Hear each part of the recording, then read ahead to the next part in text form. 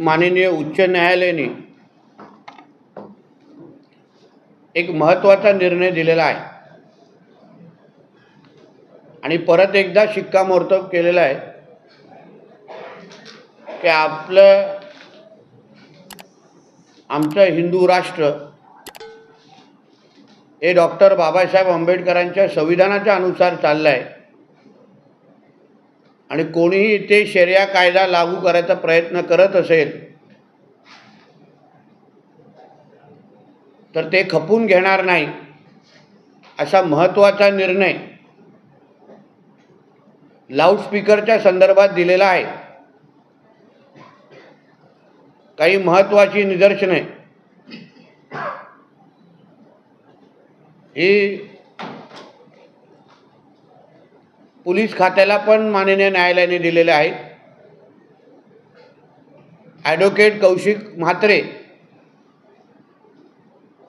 यांनी जी याचिका टाकलेली त्याच्या संदर्भात हा अतिशय महत्त्वाचा निर्णय आलेला आहे। हे आमचं हिंदुत्ववादी विचाराचं सरकार आदरणीय देवेंद्र फडणवीस साहेब मुख्यमंत्री यांच्या नेतृत्वात चालणारं आमचं महायुतीचं सरकार माननीय न्यायालयाने दिलेल्या निर्णयाची 100% अंमलबजावणी करेल असा विश्वास मी व्यक्त करतो। कोणीही कायद्यापेक्षा मोठं नाही। कोणीही इथे दादागिरी आणि इस्लाम राष्ट्र बनवण्याचे कोणाचेही मनसुबे असतील तर ते आमचं हिंदुत्ववादी विचाराचं सरकार खपून घेणार नाही असा विश्वास मी महाराष्ट्राच्या जनतेला देतो। जे हे 5 वेळा बोंगे वाजवत बसतात त्यांनी त्यांचे बोंगे वाजवण्याचे कार्यक्रम स्वतःनीच बंद करावेत। आम्हाला राज्यात संघर्ष नको आहे। आम्हाला इथे कायदा आणि सुव्यवस्था हवी आहे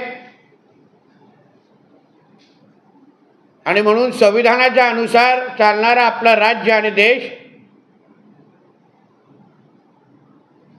जसा हिंदू समाज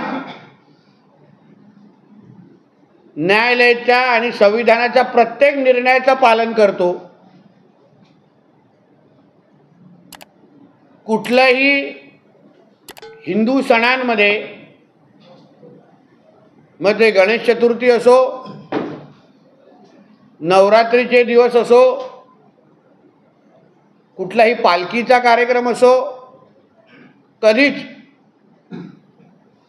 लावून दिलेल्या नियमाच्या बाहेर कधीच कुठले कार्यक्रम चालू ठेवत नाही। स्वतःहूनच लाऊडस्पीकर बंद करतात। कधीही कुठल्या महाआरतीचा त्रास कुठल्या अन्य धर्मियांना झालेला आहे अशी एक घटना राज्यामध्ये कोणी पण दाखवावी आणि म्हणून जसं नियमाचे सगळं पालन सगळ्या कायद्याचं पालन जसं हिंदू समाज करतो तसंच अन्य धर्माच्या लोकांकडून आम्हाला अपेक्षा आहे। परत सांगतो, कोणीही कायद्याच्या पेक्षा मोठं नाही आणि म्हणून आमच्या पोलीस खात्याच्या माध्यमातून आता कोणीही अशा पद्धतीच्या कायद्याचं उल्लंघन जे काही काल माननीय न्यायालयाने सांगितलेलं आहे त्या चौकटीत राहून प्रत्येकाने आपले कार्यक्रम करावेत।